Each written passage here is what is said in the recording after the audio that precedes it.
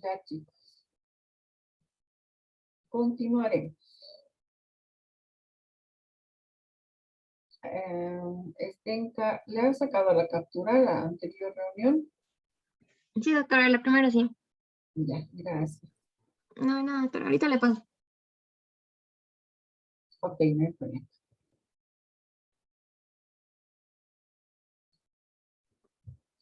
Ya. Ver cuántos ya son 27.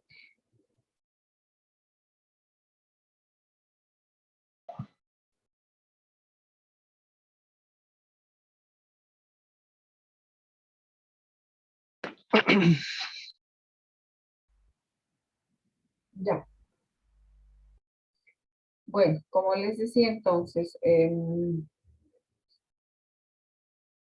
cuanto a los tumores, las definiciones anteriores y esta clasificación es de forma general, tomando en cuenta que un tumor puede presentarse en cualquier tipo de tejido o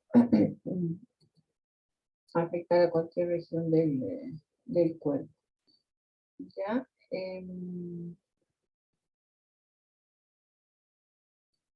Ahora aquí ya he adelantado y les voy a compartir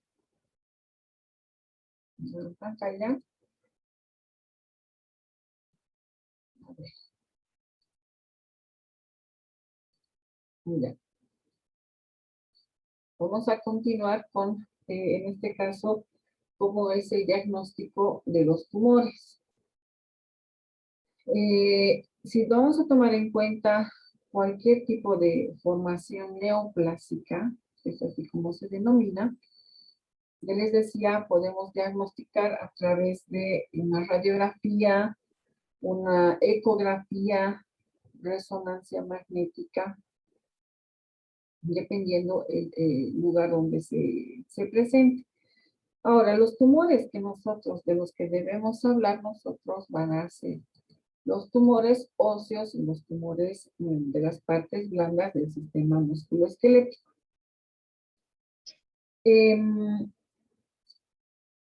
Cuando se presenta un tumor óseo o en un tejido blando, solamente existe una sospecha. ¿Por qué razón? Porque puede confundirse con cualquier otra patología del aparato musculoesquelético. No se sabe el origen, ya les decía, ¿no es cierto? Cuando se presenta un tumor. En los tumores óseos, estos van a ser infrecuentes, no tienen un patrón de aparición, son heterogéneos y son difíciles de diagnosticar y de tratar precisamente porque están en el tejido óseo. Cuando tenemos un retraso en el diagnóstico y en la derivación a la unidad de especialidad en lo que es oncología, trae graves consecuencias y bueno, también un pronóstico más reservado o más fatal, si quiere. Entonces, cuando se tiene un alto grado de sospecha, es necesario realizar todos los estudios imagenológicos para un diagnóstico correcto. Cuando se habla de la epidemiología de los tumores, podemos hablar de los tumores óseos, primero, que van a suponer el 0.2% de que sean malignos y en este caso los sarcomas son los que van a aparecer en las partes blandas, pero en un 0.68%. Dentro de las incidencias de los sarcomas, esperen un ratito, por favor, chicos, me voy a dejar de compartir. Mi teléfono está sonando. Denme un ratito, por favor.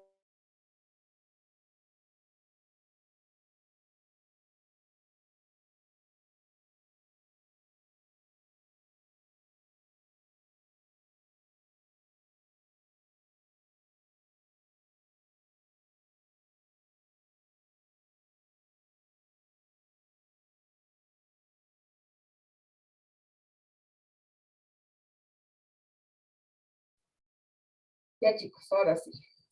¿Dónde me he quedado? No, nos está hablando de la sarcoma. Allá. Los sarcomas, que son de las partes blandas, corresponden al 0.68% de la frecuencia de aparición. Entonces, existe una incidencia en los sarcomas, en los sarcomas óseos y una incidencia en los sarcomas de las partes blandas. En los sarcomas óseos, de 10 casos, se presentan 10 casos por 1.000.000 de habitantes al año. En el caso de los sarcomas de las partes blandas, se presentan 35 casos por cada 1.000.000 de habitantes al año. Ya es más o menos una estadística referencial. Entonces, es importante tomar en cuenta lo que está escrito aquí en la pizarra que les estoy compartiendo, que van a ser si son los formadores de hueso, si son formadores de cartílago. ¿A qué conclusión llegamos o por qué he puesto esto? Dentro de los tumores óseos, es importante tomar en cuenta que en el tumor óseo maligno, el más frecuente es el que hace la metástasis del carcinoma, o bien en el pulmón, en la mama o en la próstata, que son los más agresivos. Si el tumor óseo maligno primario es más frecuente, entonces va a presentar un mieloma múltiple con una afección sistémica, ¿ya? Ahora, la clasificación de los tumores óseos, más que todo, van a estar dados por dos tipos. O sea, va a existir dos tipos o se va a clasificar en dos. Van a ser los tumores denominados osteosarcomas. Vamos a escribir el osteosarcoma y el otro se denomina condrosarcoma. Condrosarcoma.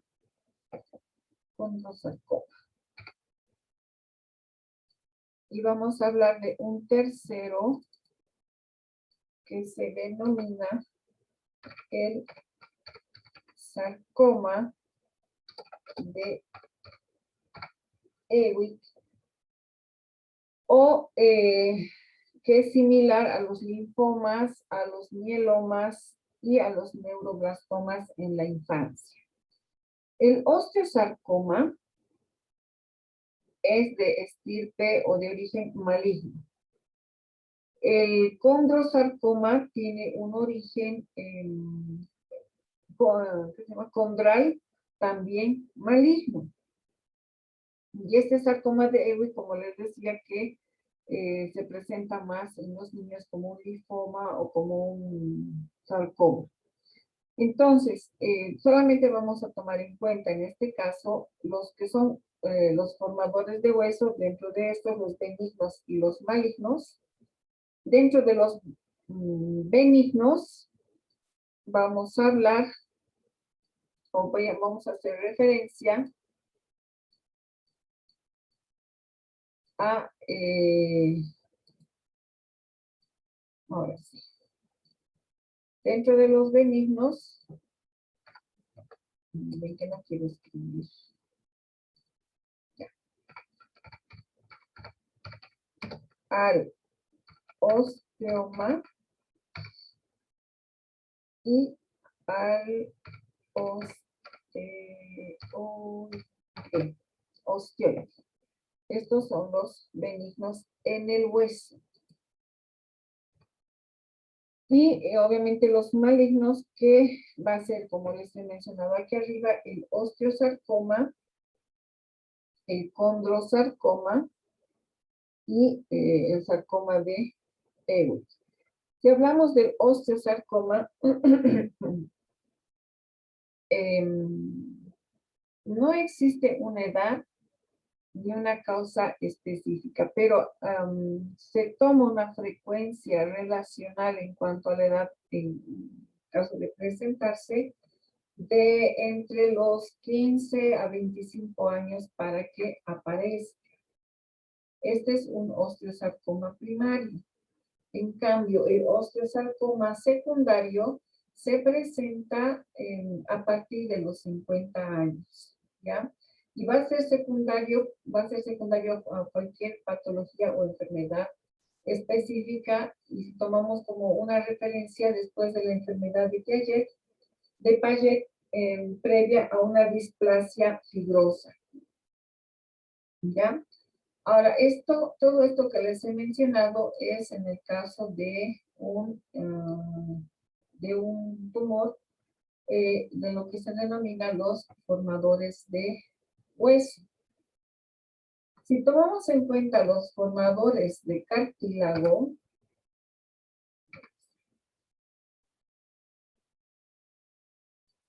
también vamos a tener a los benignos y a los malignos. El benigno se denominará encondroma o osteocondroma. A ver, benigno será el encondroma y el osteocondroma. Eso se denomina, así se denominan los benignos. Y los malignos, que se denominan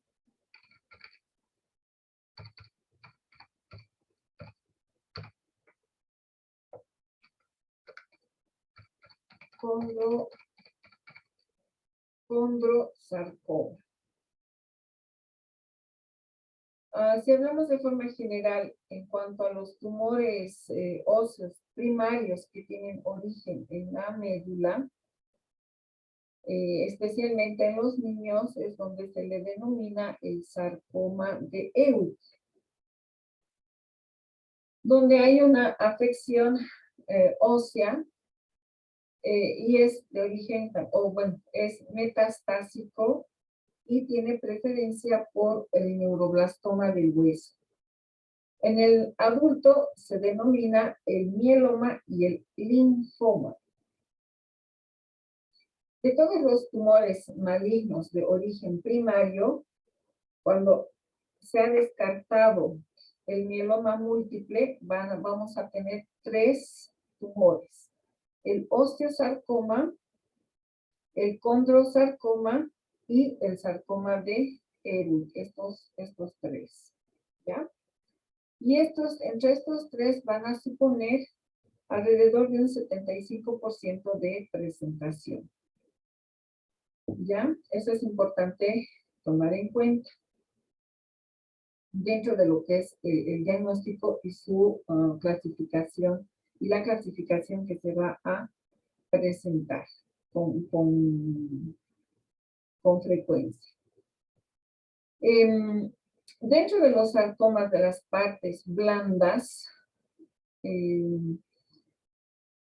¿por qué acude el paciente? No es precisamente por el dolor, sino porque muchas veces estos tumores son indoloros, pero sí por el aumento o por el crecimiento lento, no doloroso del tejido.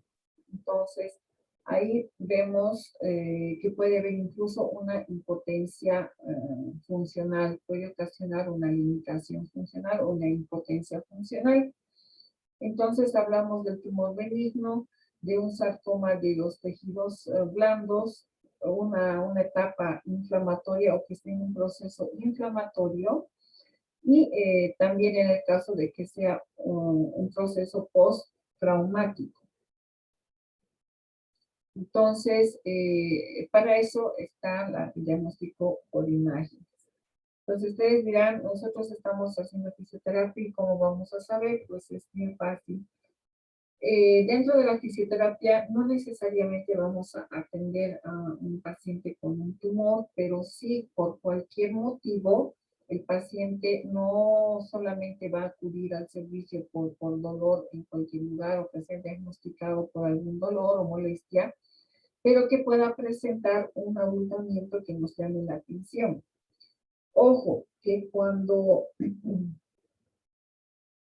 el tumor es maligno, en fisioterapia poco o nada se puede hacer. Más bien al contrario, el hacer fisioterapia lo que genera es una aceleración del crecimiento de este tumor.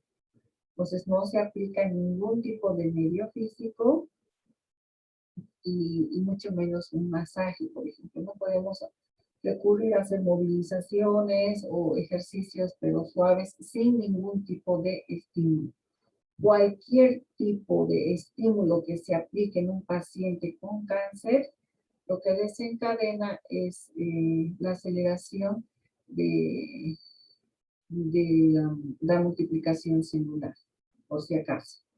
Esto sí tienen que remarcarlo grandecito, ¿ya?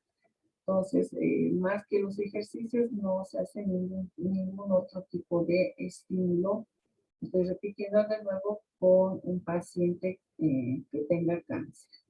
¿Preguntas hasta aquí, chicos?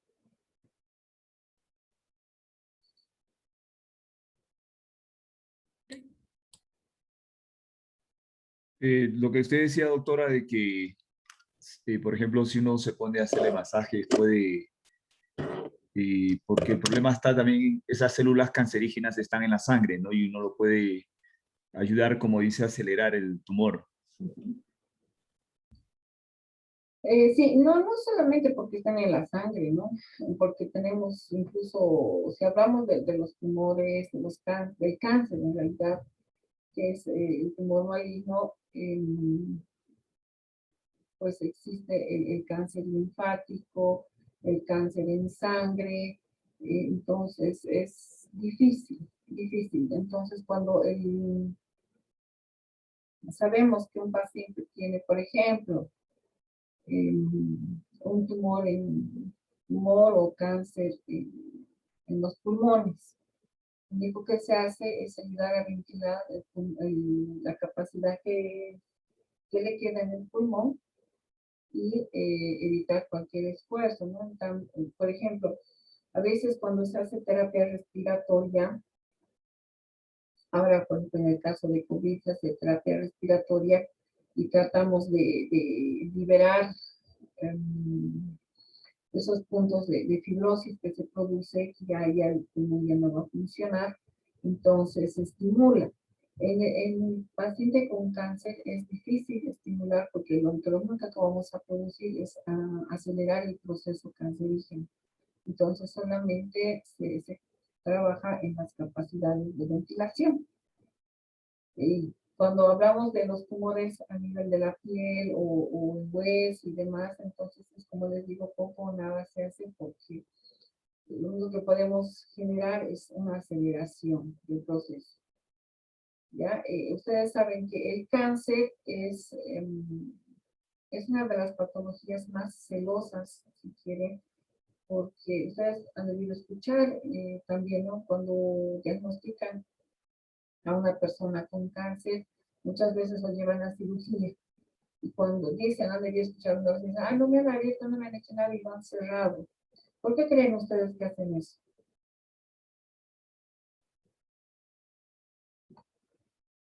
Entran a cirugía, abren, no pueden hacer nada y cierran. ¿Por qué? Porque ya es, o sea, puede ser que ya está en último grado, quizás, doctora.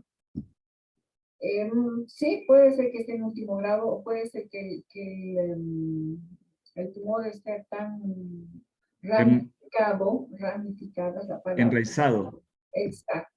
Que no se pueda hacer nada, porque a veces el simple hecho de tocar es como ponerle un clic al play y para que vaya acelerando todo. Entonces hace metástasis más rápido que volando. En muchos casos, no es en la mayoría. ¿Ya? Entonces, el cáncer es una de las patologías más severas, más agudas y más celosas que puede tener el ser humano. ¿Otra pregunta? Yo, doctora, Yo que le quería preguntar, ¿en cuánto tiempo es visible que una persona tiene cáncer? esa es la pregunta del millón, yo Davis. El millón de dólares. Es millón y eso. Porque no existe un tiempo. No existe un tiempo. Puede ser visible como puede ser silencioso. Silencioso se dice porque no da ningún tipo de manifestación. Existe la multiplicación celular, la multiplicación grosera, la afección, e incluso dentro del mismo tumor primario va a haber un secundario y el metastásico, y uno no se entera. Nunca has sabido que tenías cáncer, entonces no hay un tiempo. Ahora, dependiendo del tipo de cáncer, del tamaño del tumor, de la localización, es que va a depender del tratamiento que se va a realizar y el tiempo de vida que le pueda quedar, pero más que todo depende de todos estos aspectos que solamente el médico puede diagnosticar, ¿ya? Yo no te puedo decir va a durar 3 meses, como va a durar un año, o puede ser semanas. Se han dado casos que han sido diagnosticados con un cáncer, un tipo de cáncer, y se les ha dicho tiene 3 meses, pero han vivido 6 meses, hasta un año, o de pronto solamente han vivido semanas.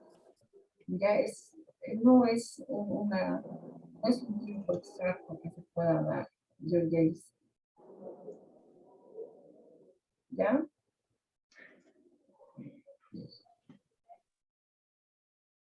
Otra pregunta.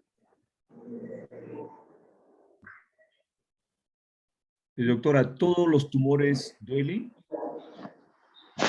Presentan dolor de una forma u otra. Puede ser un dolor de origen o como puede ser un dolor irradiado. Así como tenemos los tumores primarios, o primarios o primitivos, podemos tener un dolor en el origen. O si son tumores secundarios, alguien está con su micrófono abierto.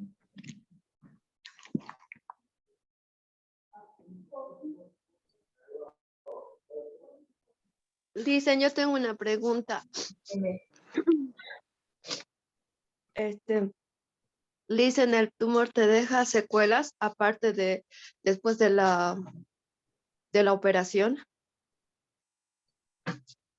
Dependiendo también del lugar, ¿qué secuela te puede dejar? Por ejemplo, en la cabeza, si tienes tumor en la cabeza, te puede afectar a los ojos, pero una vez que tengas te operes, te deja secuelas la ceguera. No, ya no es como al 100% pierde la visualidad en los ojos. Ojo, chicos, que no todos los tumores son operables, y más los de la cabeza, porque no se olviden, están llevando neuro, que en el cerebro, la corteza cerebral, están todos los centros especializados que rigen el cuerpo humano. No todos los tumores que se presentan en la cabeza pueden ser operables. Muchas veces se los deja ahí y bueno, es a riesgo de que tome, de qué aspectos tomen. Ahora, si estamos hablando de un tumor que, por ejemplo, se pueda presentar cerca al quiasma óptico, eso sí se opera, puede causar sí un leve daño en lo que es la visión, ¿no? Puede producir una ceguera progresiva o de pronto una ceguera abrupta, ¿ya? Eso estoy aclarando. No todos los tumores son operables, tanto en el cerebro como en el resto del organismo. Si hablamos, por ejemplo, de un cáncer de mama, un tumor en la mama, obviamente esto sí se opera, y lo que se recomienda es quitar incluso hasta la cadena linfática de la mama afectada. Porque de aquí a un tiempo, pues si se opera, hace el tratamiento correcto, el cáncer es cáncer y a largo plazo presenta una metástasis. Ya se puede presentar en lo posterior. Entonces, cuando se habla de un cáncer o de un tumor metastásico, eso viene a ser un tumor secundario. Y este tumor no necesariamente tiene que afectar el mismo tipo de tejido que ha dañado el tumor primario, sino que puede ser en cualquier otro tejido y en una zona distante o zona alejada. Ahora también existen los pseudotumores, que son aquellos que se van a comportar como un tumor, pero no lo son. En este caso puede ser una displasia, una hematrosis, entonces requieren de un tratamiento que se les aplica como si fuera un tumor benigno. Y sus lesiones generalmente van a ser lesiones benignas. ¿Ya? ¿Algo más? Doc, una preguntita. Dime. ¿La quimioterapia puede hacer que el cáncer empeore? Bueno, el objetivo de la quimioterapia más bien es el de disminuir la producción de las células cancerígenas, de que no se proliferen. Entonces, difícilmente va a acelerar el cáncer. Ahora existe la quimioterapia y también existe la radioterapia, y son tratamientos dependiendo del tipo de tumor que se presente para poder optar o bien la quimio como la radioterapia, ¿ya? Pero en ninguno de los casos acelera. Que por el tipo de cáncer que se haya presentado es diferente, que pueda presentar también una metástasis de forma rápida. Eso sí. Ok, Doc. Es que mi abuela falleció de cáncer de la matriz, entonces ella después de la cirugía recibió la quimioterapia y bueno, después de la cirugía ella salió bien y estuvo como un mes normal y luego le dijeron que tenía que hacerse quimioterapia.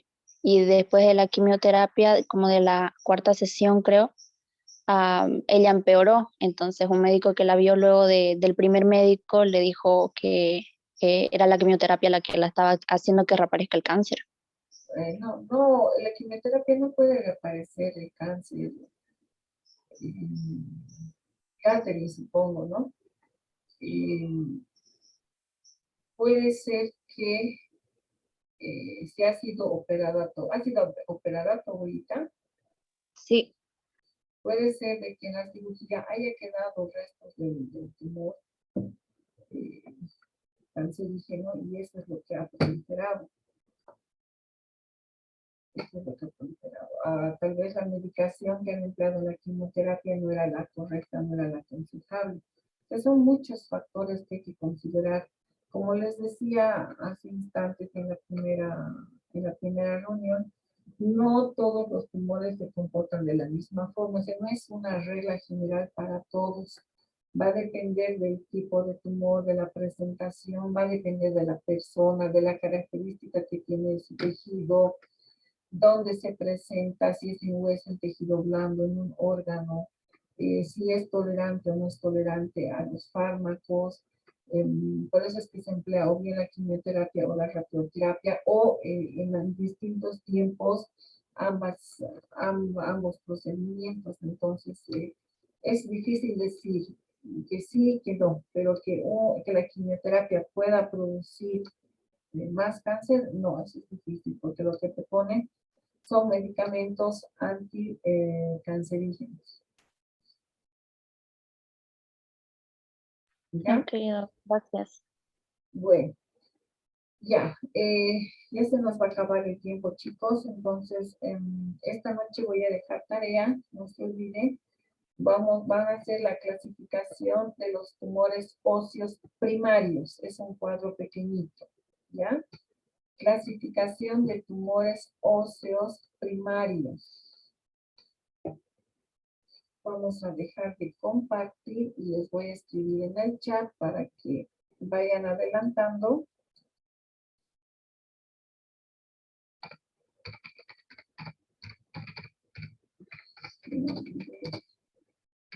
Tumores óseos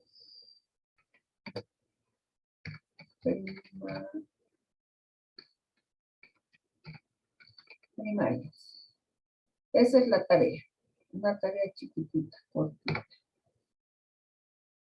Ya, obviamente lo mismo les voy a poner en la plataforma para que vayan haciendo. Y ya nos veríamos directamente conmigo el 25 de junio para nuestra última clase. ¿Ya? Ya, doctora. Te vamos a extrañar mucho, doctora. Está bien, doctor. Yo también los voy a extrañar, chicos, porque con ustedes somos como hijos que no hago karaoke. Con nosotros se negaba bien, doctor. Bien reniego, lindo. Ya, chicos. Bueno, Bueno, doctora, que le vaya bien, que nos tenga un vemos, buen fin chicos. de semana. Gracias, igualmente ustedes se van a cuidar. Por favor, van a tener un buen feriado. Les voy a dejar tarea para el feriado. Abríguense, no se resfríen. Paulita, por favor, cuídate mucho. Ya Gracias, doctora. ya. Muchas gracias. Nos vemos. Igualmente. para Chao, usted. chicos. Hasta luego, doctor. Todo, Hasta luego, doctora, que te vaya gracias. bien, doctora. Que lo vaya bien. Hasta luego, doctora. Hasta luego, doctora. Hasta luego, doctora.